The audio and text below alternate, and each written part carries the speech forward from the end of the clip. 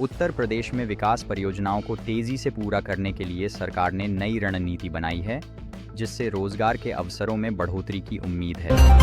भारत की अर्थव्यवस्था में मजबूती जारी है। हालिया रिपोर्ट के अनुसार निवेशकों का भरोसा बढ़ा है और बाजार में सकारात्मक माहौल देखने को मिल रहा है।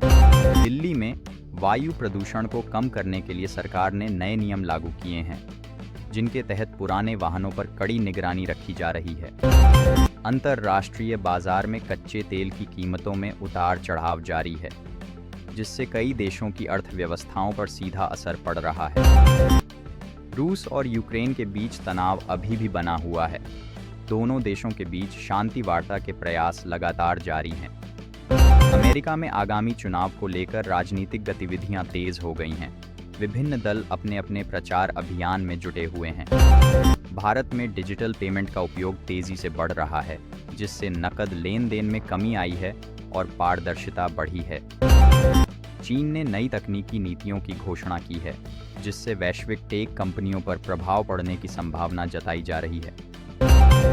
महाराष्ट्र में किसानों के लिए नई योजनाओं की शुरुआत की गई है, जिससे कृषि क्षेत्र में सुधार और उत्पादन बढ़ाने की उम्मीद है। पाकिस्तान में आर्थिक संकट गहराता जा रहा है। सरकार अंतर्राष्ट्रीय मदद के लिए विभिन्न देशों और संस्थाओं से बातचीत कर रही है। भारत में शिक्षा क्षेत्र में सुधार के लिए नई नीतियां लागू की जा रही हैं, जिससे छात्रों को बेहतर सुविधाएं और अवसर मिल सकें। जापान ने अपनी रक्षा नीति में बदलाव किया है, जिससे एशिया क्षेत्र में सुरक्षा संतुलन पर असर पड़ सकता है। क्रिकेट विश्व कप की तैयारियां जोर शोर से चल रही हैं। सभी टीमें अपनी रणनीति को अंतिम रूप देने में लगी हुई हैं।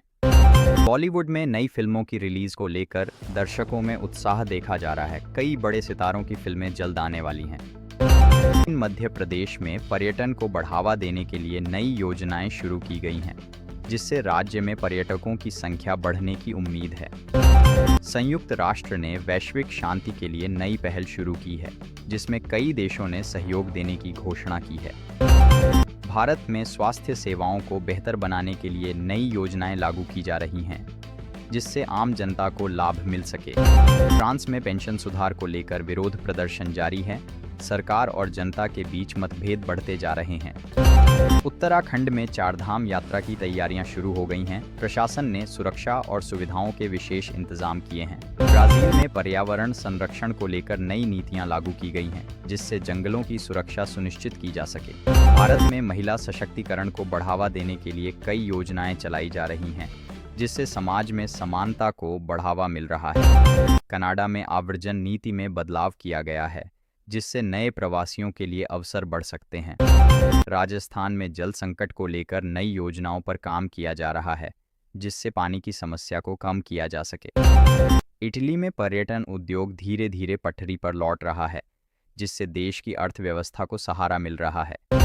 भारत में खेलों को बढ़ावा देने के लिए नई नीतियां बनाई जा रही हैं, जिससे खिलाड़ियों को बेहतर प्रशिक्षण और सुविधाएं मिल सकें।